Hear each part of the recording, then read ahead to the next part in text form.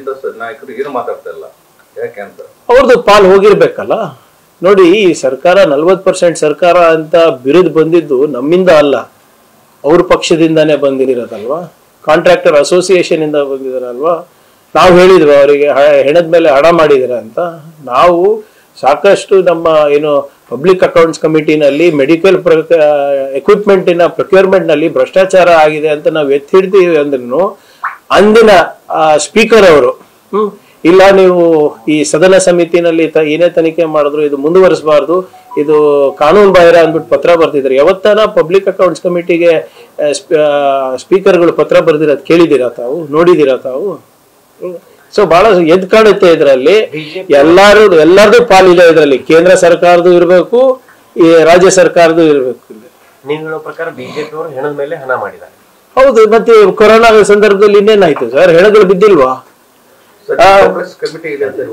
ಸರಿ,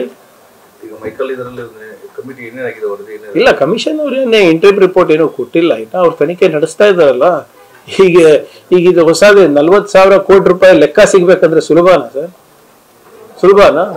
ದಾಖಲೆಗಳು ಇಡಬೇಕು, ಏನೇನು ಇದು ಇದೆ ಬಿಲ್ಗಳು ನೋಡ್ಬೇಕು, ಅವಾಗ ಏನಾಗಿತ್ತು ಮತ್ತೆ ಇವಾಗಿನ ರೇಟಿಗೆ ಏನಿದೆ, ಪ್ರೈಸ್ ಡಿಸ್ಕವರಿ ಆಯ್ತಾ ಇಲ್ಲ ಅವಾಗಿನ ಸಂದರ್ಭದಲ್ಲಿ, ಅವೆಲ್ಲ ನೋಡ್ಬೇಕು. ಅದಕ್ಕೊಂದು ಕಮಿಷನ್ ಅನ್ನ ನಾವು ಮಾಡಿದೀವಿ, ಆಗುತ್ತೆ. ಈಗ ರಾಜ್ಯದೊಳಗೆ ಹಿಜಾಬ್ ಬಹಳ ಚರ್ಚೆ ಆಗ್ತಿದೆ. ಹಿಜಾಬ್ ಅನ್ನ ಬ್ಯಾನ್ ವಾಪಸ್ ಪಡಿತೀವಿ ಅನ್ನೋ ಸಿಎಂ ಹೇಳಿಕೆಗೆ ಬಹಳ ಮಂದಿ ವಿರೋಧ ವ್ಯಕ್ತಪಡಿಸ್ತಾರೆ. ನೋಡಿ, ಯಾರು ಏನಾದ್ರೂ ಅನ್ಬೋದು ಇವ್ರೆ, ಇವಾಗ ಸದ್ಯಕ್ಕೆ ಕರ್ನಾಟಕದಲ್ಲಿ ನಡೀತಾ ಇರೋದು ಸಂವಿಧಾನದ ಸರ್ಕಾರ. ಸಂವಿಧಾನದ ಪ್ರಕಾರ ಏನಿದೆ ಅದೇ ನಾವು ಮಾಡ್ತೀವಿ.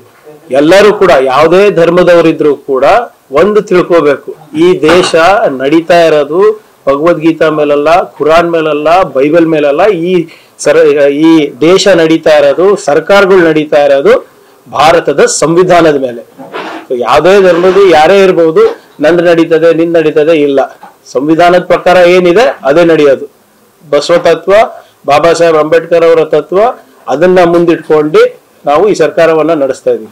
ಆಸ್ ಸಿಂಪಲ್ ಆಸ್ ಕಾಂಪ್ಲಿಕೇಶನ್ ಇಲ್ಲ, ಆಂಬಿಗ್ಯೂಟಿನೂ ಇಲ್ಲ. ಹಿಂದಿನ ಸರ್ಕಾರ ಯಾವ ತತ್ವದ ಮೇಲೆ ನಡೀತಿದೆ? ಹಿಂದಿನ ಸರ್ಕಾರ ಹಿಂದುತ್ವದ ಮೇಲೆ ನಡೀತಾ ಇತ್ತು.